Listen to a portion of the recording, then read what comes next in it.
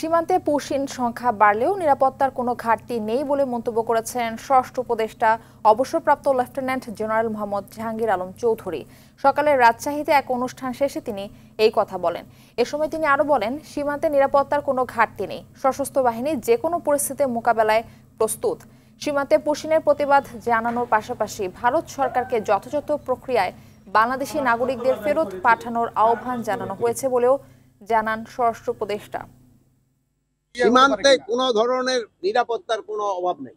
আমরা আমার জনগণ সম্পূর্ণভাবে নিরাপদ এবং সীমান্ত সম্পূর্ণ নিরাপদ। আমার বাহিনী সবসময় যে কোনো পরিস্থিতি মোকাবেলা করার জন্য প্রস্তুত আছে। কোনো রকমের অশান্তি এখানে বর্ডারে হবে না।